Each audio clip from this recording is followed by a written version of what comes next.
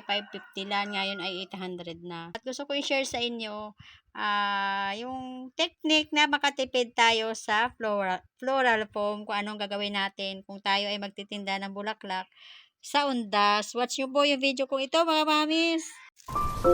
Ito lang ang gagamitin, mga mamis, laying ng saging. Pero kung wala naman kayong laying ng saging, pwede kayong gumamit ng kahit anong dahon. Watch nyo po yung video ko, itapusin po ninyo ito para malaman ninyo kung anong gagawin para makatipid, makaminos gastos sa pagbubulaklak ngayong undas. Kasi napakamahal ng floral foam. Napakaganda po, mga mamis, ang gagawin ko. At sana magustuhan nyo yung video ko ngayon. Dati, itong papel ginagamit ko. Ito, tinitiklop-tiklop ko ito. Saka ko ilalagay dito sa aking paso. Para makatipid ako sa aking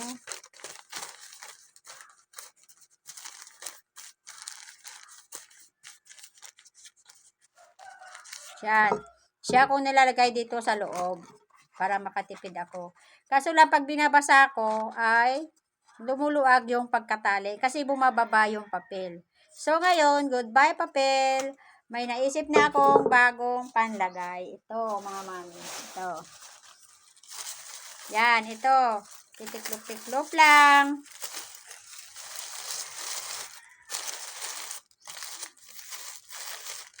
Depende kung anong kalaki yung paso nyo. Ito, mas matipid to. Tapos, ilalagay nyo lang din sa may ilalim. Gandahan nyo rin ay makapal. Pag makapal, babawasan nyo ngayon. Depende kung ano kalaki yung inyong paso. Yan, ganyan. Tapos, ilalagay nyo dito. Sa ilalim. Makakatipid kayo ng floral foam. Kasi ito, ang isang ganito, hinati ko ngayon, dapat dalawa. Ang mapaglagyan, dapat isa lang, naging dalawa. Yan. Ito.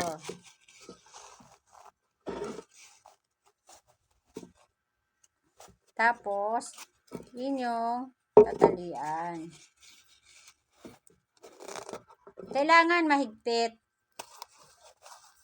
At kailangan, handa na kayo ngayon. May nakalagay na ngayon ang inyong floral foam para pag nagtinda ninyo, hindi na kayo yung lagay na lang ng lagay ng bulaklak. Ito ay kailangan talaga nakahanda. Pag kayo nagtinda ng bulaklak, nakahanda na yung inyong mga paso na ganito. Para pagdating doon, babasain na lamang.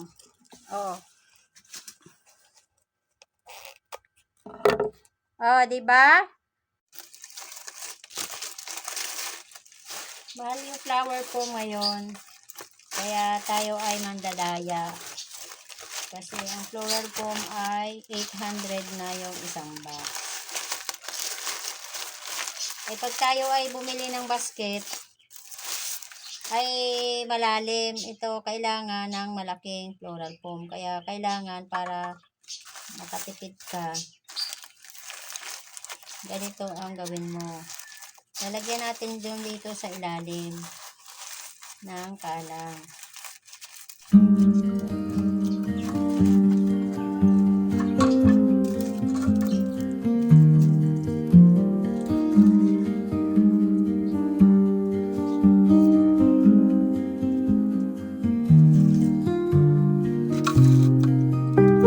Imbis na malaki ang gagamitin mo o makapal, manipis na lang kasi mayroon na siyang nakakalang din sa loob.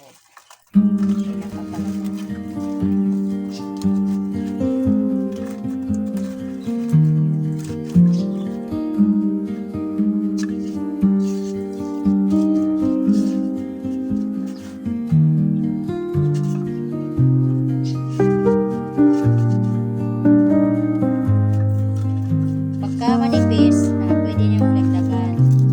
Pag hindi pa masyado mauntaw yung lalagdagan natin.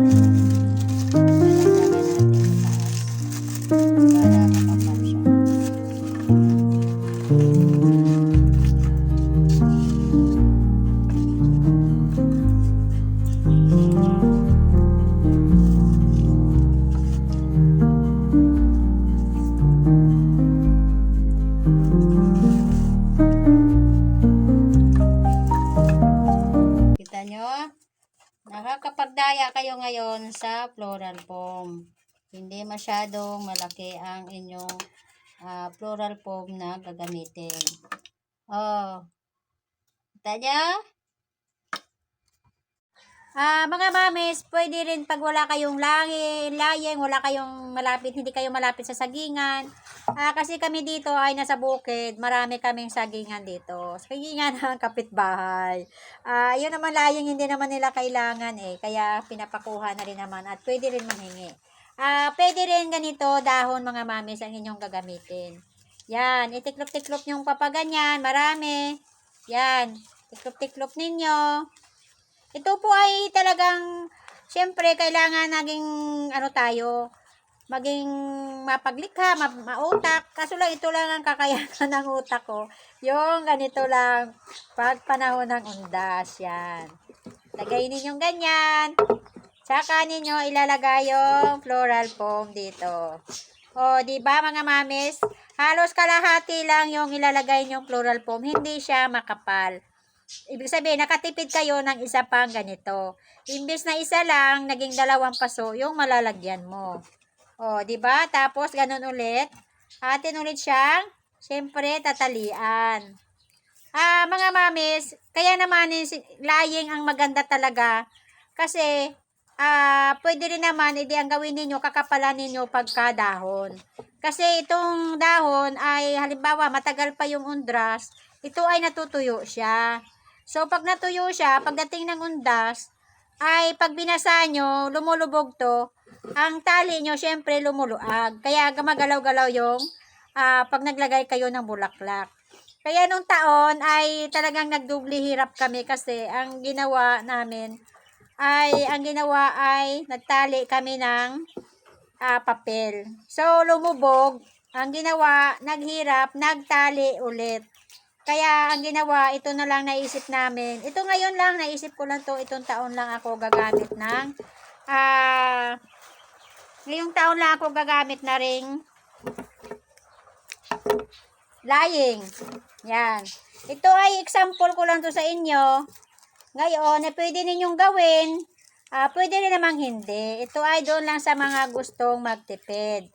Yan, yung mga low budget, tulad ko, pwede ninyong gawin ito. Pero kung kayo naman malaki puhunan nyo, wag nyo na to gawin kasi ito na may mahirap din gawin. Kaya, ito ay suggest ko lang, ito ay gusto ko lang i-share. Dahil baka malay nyo, gusto nyo rin magtipid tulad ko, di ba? Tapos gupitin nyo na lang to mga sobra-sobra. Para pag nagtinda kayo ng bulaklak sa undas, ay prepare na. So, gawin nyo na ngayon. Ngayon ay 10 araw pa bago mag-undas, ay gawin nyo na para handa na. Para pagdating ng undas, lagay na lang na lagay ng bulaklak. Di ba? Sana nagustuhan yung video ko ngayon mga mamis. Thank you for watching!